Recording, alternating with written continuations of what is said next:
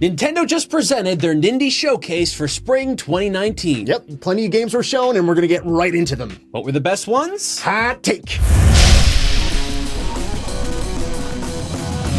So it's time again for another Nindies showcase, which shows off a whole bunch of indie games that Nintendo is bringing to everybody on the Nintendo Switch. And this time, there was a couple of really cool things that we simply were not expecting. Wait a sec. Nintendo? Indies? Nindies? Yeah. I finally made the connection. Okay. First game that popped up on the screen. Well, we weren't even sure if it was a game or just some weird presentation. We heard rumors about this was going to happen, right? And yeah, it was a really weird presentation. We both saw Fallout a little bit at the beginning. And yeah, I was thinking We Happy Few to an extent when you put on the mask. It's a man pouring milk, right? But it turns out it's the reveal of Cuphead. Now look, folks, I've played Cuphead. We did a review on it on this very channel. Let me tell you, Cuphead is one of the best games we have ever played on the Xbox One, and to see that come onto the Switch is a big deal. It is a fantastic game, lots of great platforming, very difficult, but it's the good kind of difficulty that you learn from, very much like Mega Man. If you like run and gun games, like those super hard older Contra games, this is perfect for you. A lot of people were saying, like, I don't think the Switch can run this. I don't think we can make it work. Looks like it's running pretty good. Looks like right? it's fun to me, right? Yeah. I know it seems like it's a visually impressive game. There's tons of hand-drawn animations, and it's got this really specific look. But what makes it so complex to run on systems is that there's a lot of frames of animation. There's a lot of 2D assets. A lot of effects and layers and things. And most modern video game systems are set up to perform better with 3D rather than 2D. So seeing this run on the Switch is fantastic. Now, obviously, the game's going to be running at some resolution of probably 720p when it's in portable. But I have to assume it's going to be running at 1080. But you can play it in portable. Yeah, that's all that matters. This really feels like a game that should have been on here for a long time. So that's really exciting. It's cool to see Microsoft is like, here, have this. Yeah, that's probably the biggest news out of this. Because Nintendo even said, our friends at Microsoft, folks, that is very important. They're friends. Yeah, there's things that are in play here that mean a lot more things that are coming out in the future. This feels a bit like the tip of the iceberg. So that was the first game that was shown off in the presentation. And even though there was a bunch of stuff shown off in the Nindies showcase, we're not going to touch on everything because we just want to get to the stuff that either we're really excited about or we have like fairly strong feelings about, because there's some things that are just kind of bleh, and we don't want to waste your time. Yeah, so what we're going to be talking about here are the things that excited us the most, and if we didn't mention it here, we just don't think it matters. We don't care. Yeah, like whatever. No, that's not true. But anyway. It's just stuff we don't think is going to be important. Next up on our list is a game that's been on our radar for a little bit since I think since E3 of last year. That was My Friend Pedro. Yeah. Now this again looks like a fantastic little platforming game that has like these combo mechanics where you can like throw a pan in the air, shoot the pan, and it hits other people. Yep. The first time I saw this at E3, I was so excited for it, and now that it's coming to the Switch and it's official, it looks like a game I'm probably going to prefer to play on the Switch to bring it with me anywhere I go. We didn't see a heck of a lot of new stuff from My Friend Pedro. Maybe there were new levels and things, but it looks like it plays exactly the same as we first saw, and it's still exciting. I do like the Max Payne slow down time mechanics, especially in this. It's like an action game that looks almost a bit puzzly to an extent as well. Yeah, I mean, this doesn't look like a graphically intensive game, but it doesn't need to be. It looks like it's got some really strong gameplay, and that's really what I care about the most. Okay, next up we had Katana Zero. Yeah. And this is kind of in the same vein as My Friend Pedro. So this also is from Devolver Digital, but what's really cool about this game is, and I know everything. The moment we saw this, we were like, okay, this is Hotline Miami, not Hot Take Miami. Hot Take Material. Hot Take Material. And it's like Hotline Miami. Hotline Miami, it's got that same neon style. It has like you start a level, and if you fail, you go all the way to the beginning again. It's got the same kind of idea, but it's a 2D playing game, or not a 2D, a side-scrolling game. Yep. And it looks fantastic. That visual style looks really cool. It looks like it has really fast and smooth gameplay, and the ability to deflect bullets with your sword. Sold. Done. This has a very similar idea to what My Friend Pedro is, but it's from a kind of the same perspective as well. But it's like a different art style and stuff. I'm excited about both these games. This one looks really cool. This one looks a little more like a little less safe than My Friend Pedro. I feel like in My Friend Pedro, you might be able to take a bullet or two, or maybe it seems a little bit easier with the slowdown mechanics. This seems like you might have to replay levels a few times. And that's why I side with what you said about Hotline Miami. Like, nope, you have to restart the level and sort of puzzle your way through once again. You get to talk to your therapist after every level. So, like, there's these kind of cool story beats there and stuff. That seems interesting, right? I'm curious to see what that's like. You know what I love, and I'm just thinking about this now, is when they have, like, a sword fighting game, and they have that, like, that really quick, like, lunge move, where it's just, like, it looks like a stream of light, and then your character appears at the end. I love that. Yeah. And this game has that. Yep. So, that's cool. Yeah. All right, what's up next? Next up, we have a game by Double Fine. It's something that we're both a little like, eh. We like Double Fine a lot. They make a lot of really cool games. Right. Personally, this game doesn't look exciting to me. However, I have played this person's games before, the one that's actually heading Headlander was one of them. And I really like Headlander. And also Stacking, which was the Russian doll-esque game. This game, by the way, is called a thing, and it's called Rad. Yeah. We should mention the title of the game. It kind of, I don't know. I don't think this one is as exciting, but I know what the developers are capable of, and seeing their games in the past were really good.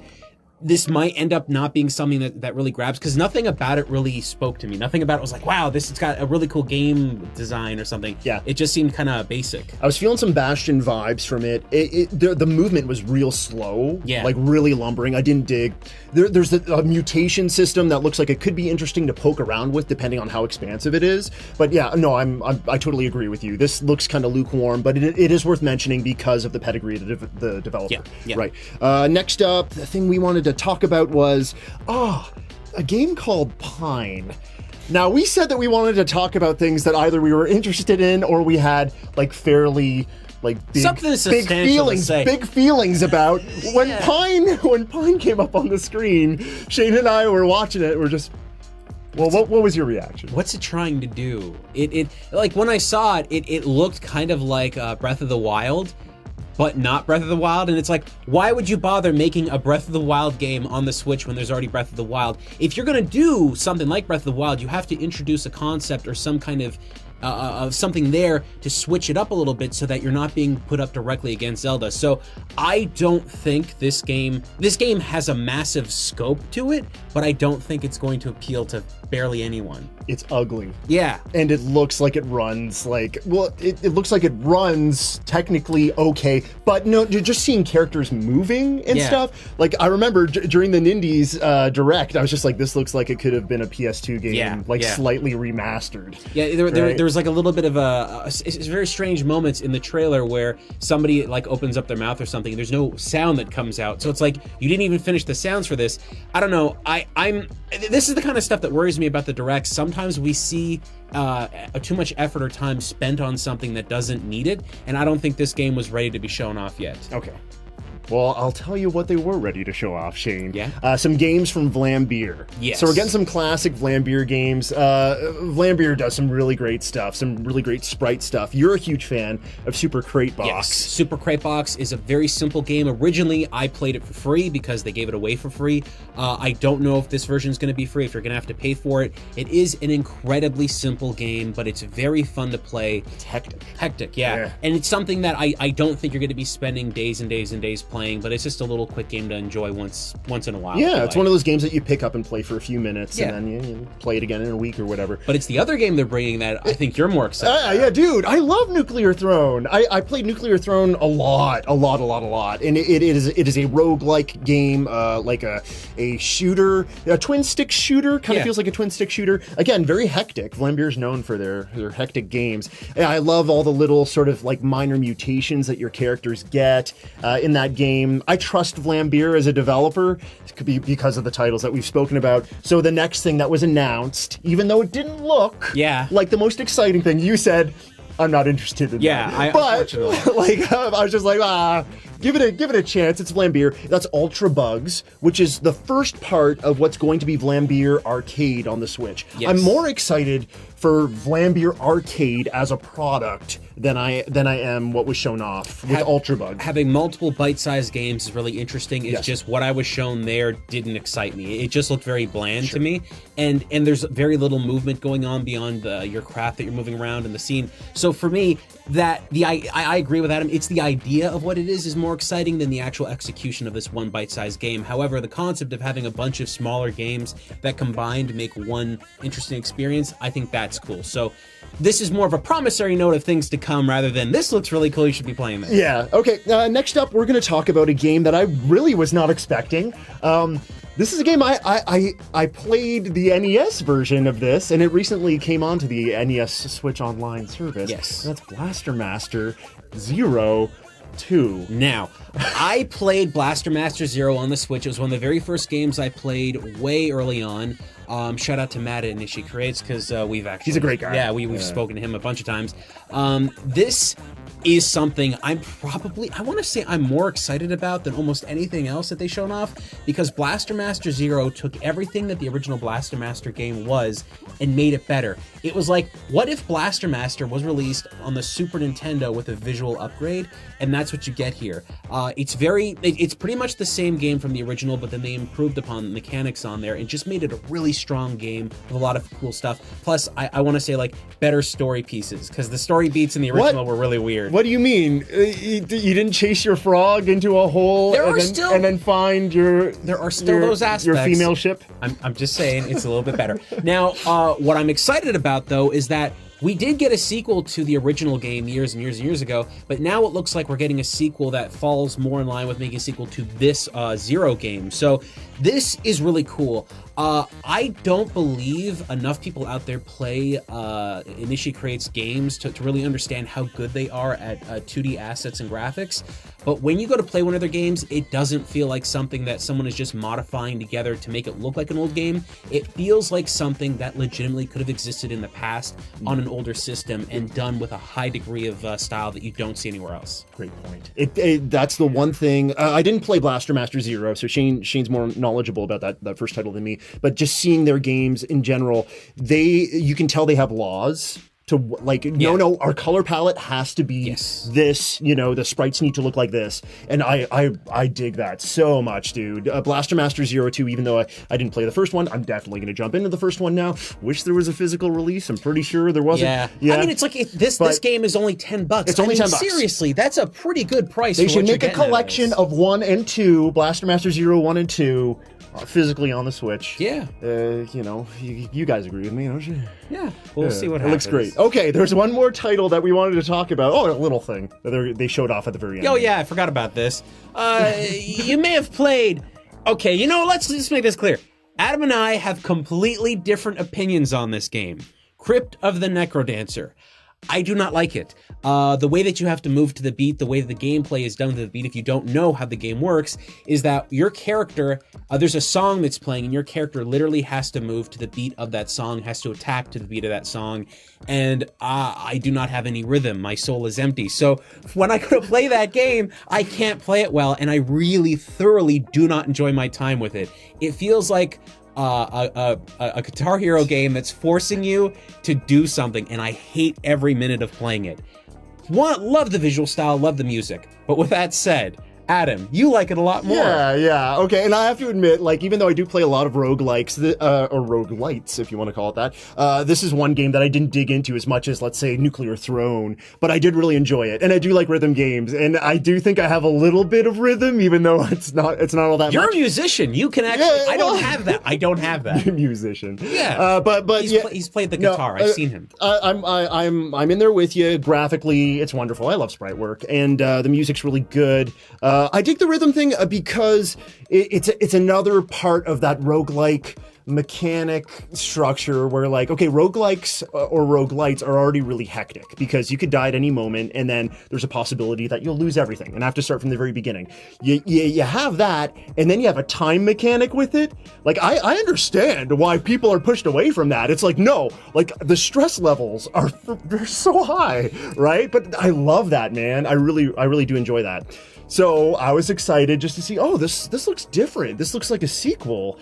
And then you were like, wait, listen. There's something. The music. This Zelda. This is Crypt of the Necrodancer 2, 1.5. This is with Zelda.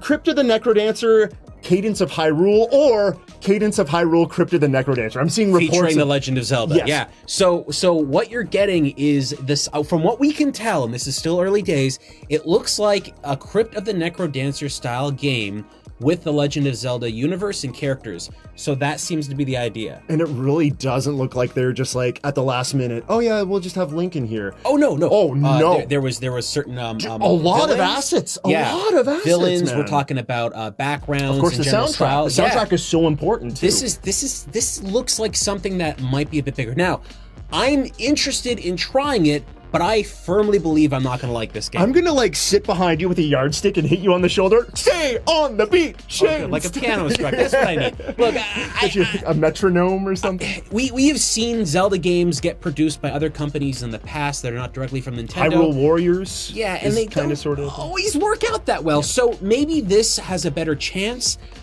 Look, even though I'm not a fan of it, the game has its fans and a lot of people really enjoy it, so I'm not going to knock anybody's enjoyment of it, but I think there's a lot of people out there that are going to be excited for this. I know you're one of them. There's people that are going to be excited for this, and they may be let down. Like, this can be a very divisive game, just like the original Crypt of the Necrodancer is. Yeah. Like, I mean, for me, Zelda is a game that, any of the Zelda games, you can just walk around and do what you want to do, so the idea that you have to do that to a beat does not excite me.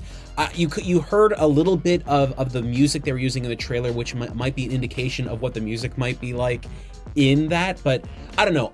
I'm a little bit on the fence here. I don't really know if I'm going to enjoy it. I do want to try it out, though, because it's a Zelda game, and I play Zelda games, so we'll see what happens. Maybe this is the game that's going to get me into wanting to play more Crypt of the Necrodancer. Oh, very cool. What do you give this Nindies Direct out of 10, Shane? I gotta be honest, I'm biased. It got a 10 the moment they said Cuphead. Cuphead is such an important game. I forgot about that up until now. Yeah, again. Look, honestly, folks, I don't care about any other game that they showed off nearly as much as Cuphead. Cuphead is so good, and for it to be limited to one platform outside of PC was a crying shame. So to see this have a portable release that I know Nintendo fans are gonna love this, that's what's so exciting about this. Cuphead is just so good, folks. Again, I'm wondering about a physical release. Even though it's probably gonna be really, really difficult, it's kind of cool to have the prospect of taking your Switch on the go, putting that screen down. Oh, here, let's play Cuphead. Yes. There's 2 players. Go. Exactly. It might not be the prime way you should be playing that game on that mini screen, but you have the capability to do that. I mean, I don't know if you're going to be able to play it with a little. That's. Yeah, I don't know. Okay. For me, it's going to be hard. That's all I'm saying. It's going to be really hard. When I play that game, I remap the controls a little bit so I can get the perfect, accurate response I want. But just with the regular controls you have on the Switch, I think you're going to like this. I believe this is going to be one of the most important games, not only for Nintendo having this relationship with Microsoft, but also because it is one of the best games Microsoft has ever had on the Xbox, and to see that get ported over to another competitor system, that's mind-blowing. So, tip of the iceberg. Tip of the iceberg, folks. What did you think of the Nintendo Direct? Actually, Adam, did you give this a 10 or what? I give this an 8.5 out of 10. Okay. Perfect Direct for me, because all they had to do was do one amazing thing, and that opens doors. But what did you think? Is this going to be something... Are you excited about all these games? Does Crypt of the Necrodancer with Zelda scare you? Stay on beat! Let us know.